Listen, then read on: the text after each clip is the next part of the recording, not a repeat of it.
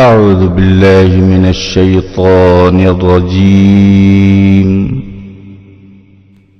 بسم الله الرحمن الرحيم.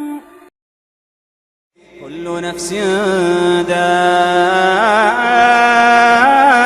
الموت، كل نفس ذائقة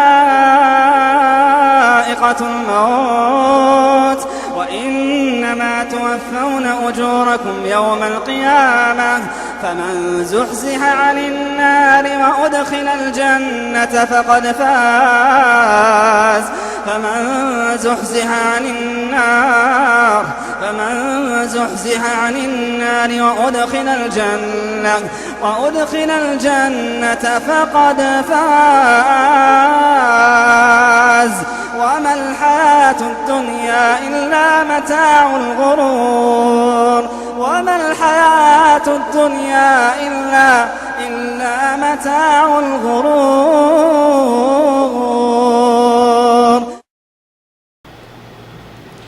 السلام علیکم ورحمۃ اللہ وبرکاتہ. الحمدللہ نحمدہ ونستعینہ ونستغفرہ ونؤمن بہ ونتوکل علیہ ونعوذ باللہ من شرور انفسنا ومن سیئات اعمالنا من یہد اللہ فلا مضل لہ ومن یضلل فلا ہادی لہ ونشہد لا الہ الا اللہ واشہد ان محمدا عبدہ ورسولہ. اما بعد فإن خیر الحدیث کتاب اللہ خیر الحدی حدی محمد صلی اللہ علیہ وسلم شر الامور محدثاتها کل محدثۃ بدع کل بدعۃ ضلالہ کل ضلالۃ فی النار. قال اللہ تبارک و تعالیٰ فی القرآن المجید والفرقان الحمید. اعوذ باللہ من الشیطان الرجیم بسم اللہ الرحمن الرحیم. یا ایھا الذین آمنوا قوا انفسکم واہلکم نارا وقودها الناس والحجارہ. اللہم صلی علی محمد وعلی آل محمد کما صلیت علی ابراہیم وعلی آل ابراہیم انک حمید مجید. اللہم بارک علی محمد وعلی آل محمد کما بارکت علی ابراہیم وعلی آل ابراہیم انک حمید مجید. تمام قسم کی تعریفیں اللہ وحدہ لا شریک کے لیے جس نے ہمیں اور آپ کو پیدا فرمایا، اور بیش بہت درود و سلام محمد رسول اللہ صلی اللہ علیہ وسلم پر جو ہماری رشد و ہدایت کی تشریف لائے. ساتھیوں، میں نے قرآن شریف کی جو ابھی ایک آیت تلاوت فرمائی ہے، یا ایھا الذین آمنوا قوا انفسکم واہلکم نارا وقودها الناس والحجارہ، یہ سورہ تحریم کی آیت نمبر 6 ہے. اس آیت میں اللہ تعالیٰ نے تمام لوگوں کو اس بات کا حکم دیا ہے کہ اے لوگوں جو ایمان لائے ہو تو اپنے آپ کو اور اپنے اہل و عیال کو اللہ کے آگ کے عذاب سے بچاؤ، جس کا ایندھن انسان اور پتھر ہیں. وہ آگ، وہ جہنم کی آگ جس کا ایندھن انسان اور پتھر ہیں. آگے اللہ تعالیٰ نے فرمایا کہ جس پر نہایت سخت غیر فرشتے مقرر ہوں گے جو کبھی اللہ کے حکم کی نافرمانی نہیں کرتے اور جو بھی حکم دیا جاتا ہے اسے بجا لاتے ہیں. سورہ تحریم آیت نمبر 6. اس آیت میں اللہ تعالیٰ نے جو ہم لوگ کو حکم دیا ہے، سب سے پہلے یہ حکم ہے کہ ایمان والوں کو اللہ تعالیٰ مخاطب فرماتے ہیں کہ ہم لوگ اپنے آپ کو اللہ کے آگ کے عذاب یعنی جہنم کی آگ سے بچائیں، اور پھر اپنے اہل و عیال کو، پہلے اپنے آپ کو، یا الذین آمنوا قوا انفسکم، پہلے اپنے آپ کو، وہ اہلکم، پھر اپنے اہل و عیال کو بھی اللہ کے آگ سے بچائیں. یہ آیت اکثر پڑھی جاتی ہے اور اس کے بارے میں لوگ بتاتے ہیں کہ وہ کیسے بچنا ہے. اصل چیز یہ ہے کہ ہم لوگوں نے ابھی جہنم کے بارے میں، اس آگ کے بارے میں تفصیل سے معلومات بھی نہیں کی ہے. جس آگ سے اللہ تعالیٰ نے ڈرنے کا حکم دیا ہے اور اپنے آپ کو بچانے کا حکم دیا ہے، اس کی تفصیل ہم لوگوں کو نہیں معلوم ہے. واللہ میرا یقین ہے کہ اگر کوئی بھی مسلمان اس کی تفصیل میں جائیں کہ وہ جہنم ہے کیا، وہاں پر کس طرح سے عذاب ہوگا، اگر اس کا علم ہم سب کو ہو جائے، اور کن کن گناہوں کا کتنا سخت کس طرح سے عذاب ہوگا، واللہ ہم لوگ ڈر جائیں گے اور انشاءاللہ جہنم سے بچ بھی جائیں گے۔ اس لیے میں یہ سوچ رہا ہوں کہ اس سے پہلے کہ میں آگے بڑھوں کچھ جہنم کے بارے میں بتا دوں کہ جہنم آخر ہے کیا۔ جہنم کا وجود فی الحال موجود ہے، کیونکہ حدیث رسول موجود ہے۔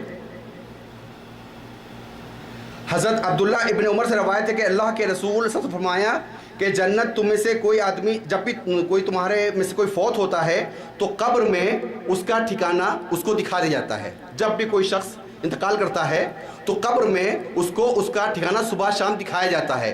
اگر وہ جنتی ہے تو جنت میں اس کا کیا ٹھکانہ ہے اس کو دکھایا جاتا ہے، اور اگر وہ جہنمی ہے تو جہنم میں اس کا ٹھکانہ جو ہوتا ہے وہ دکھایا جاتا ہے۔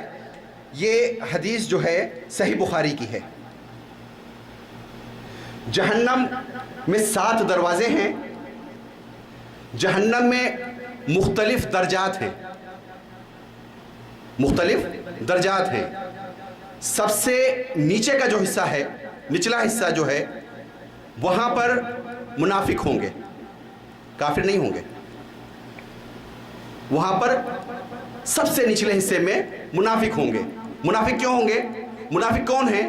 منافق وہ ہیں جو ظاہراً تو ایمان لاتے ہیں، کہتے ہیں کہ ہم ایمان لائیں، لیکن دل میں ان کے ایمان نہیں ہوتا ہے۔ وہ لوگوں کو دھوکہ دینے کے لیے بات کرتے ہیں، اور ساری کوششیں ان کی اسلام کے خلاف ہوتی ہیں۔ جیسے کہ رئیس المنافق کہا جاتا ہے عبداللہ ابن سبا کو۔ وہ ظاہراً اسلام لے کے آیا تھا، وہ یہودی تھا، یمن سے آیا تھا، اور وہ آیا اس لیے تھا کہ اس کو معلوم تھا کہ ہم اس وقت صحابہ کرام کی جو تابعیوں کی اور تبع تابعیوں کی جو جماعت تھی، جو غالب ہوتے جا رہے تھے پوری دنیا میں، تو یہودی جانتے تھے کہ ہم ان سے لڑ کر جیت نہیں سکتے ہیں۔ تو انہوں نے ایک چال چلی، عبداللہ ابن سبا کو بھیجا کہ تم جاؤ اور جا کر کے اسلام قبول کر کے پھر ان کے بیچ میں تفرقے ڈالو۔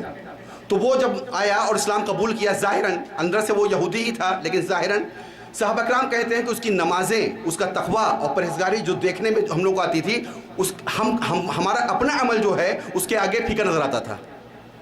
لیکن ظاہراً وہ اسلام قبول کر چکا تھا، لیکن حقیقت میں اس نے اسلام قبول نہیں کیا تھا۔ بعد میں وہ پھر جو اس نے فتنے بوئے، چلو فتنہ بھی بتا دیتا ہوں کہ سب سے پہلے اس نے فتنہ پیدا کیا وہ کیا تھا۔ وہ فتنہ یہ تھا، اس نے مدینے میں پہلے اپنی دھاک جمائی، اپنی عبادت سے، اپنے تقوی پرہیزگاری سے، لیکن اس کو یہ بات معلوم تھی کہ یہاں پر جو موجود ہیں وہ اہل علم ہیں، یہاں پر صحابہ کرام اور ان کی اولادیں موجود ہیں، ان کے پاس حدیث رسول ہے، ہم اگر چاہیں ان کو بہکانا تو ہم ان کو بہکا نہیں سکیں گے۔ اس لیے اس نے وہاں سے رخ کیا شام کا، عرب کو چھوڑ کر کے باہر کو نکلا، اور وہاں پہنچ کے سب سے پہلے اس نے فتنہ پیدا کیا۔ وہ یہ فتنہ یہ تھا کہ یہ بتاؤ کہ عیسیٰ علیہ السلام زندہ ہیں یا انتقال کر گئے۔ آپ سب جانتے ہیں کہ عیسیٰ علیہ السلام کو زندہ اللہ تعالیٰ نے آسمانوں میں اٹھا لیا ہے، اور دوبارہ پھر وہ دنیا میں لائے جائیں گے، اور امت محمد امتی بن کر کے دعوت تبلیغ کریں گے، اور اس کے بعد پھر ان کا انتقال ہوگا، جس طرح سے سبھی کا انتقال ہوا ہے، کوئی بچا نہیں انتقال سے، موت سے۔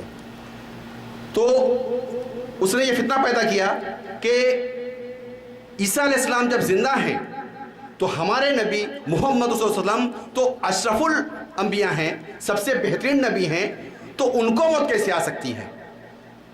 دور دراز کے لوگ تھے، ان کے پاس علم کم تھا، لوگوں نے کہا ہاں بات تو صحیح کہہ رہے ہیں، اور کہہ کون رہا ہے؟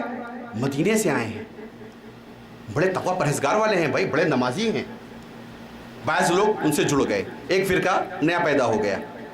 تو اس طرح سے وہ منافق جو تھا اس نے اسلام میں تفرقے ڈالنے کی کوشش کی۔ یہ منافق جو ہوں گے، جو ظاہراً اسلام لے کے آتے ہیں لیکن ان کی دل میں نفاق ہوتا ہے، دل میں اسلام کے خلاف باتیں ہوتی ہیں، اور ان کا ایک ایک کام جو ہے قرآن حدیث کے خلاف ہوتا ہے۔ آج بھی کوئی شخص ظاہراً داڑھی رکھے ہے، 5 نمازیں پڑھ رہا ہے، علامہ مولوی مفتی بنا ہوا ہے، لیکن اس کے سامنے حدیث رسول پیش کی جاتی ہے، قرآن کی آیتیں پیش کی جاتی ہیں، اور اگر وہ اس کو نہیں مانتا ہے اور کہتا ہے نہیں نہیں ہمارے اتنے بڑے اور ہمارے فلاں نے یہ کہا، ہم تو اسی کو مانیں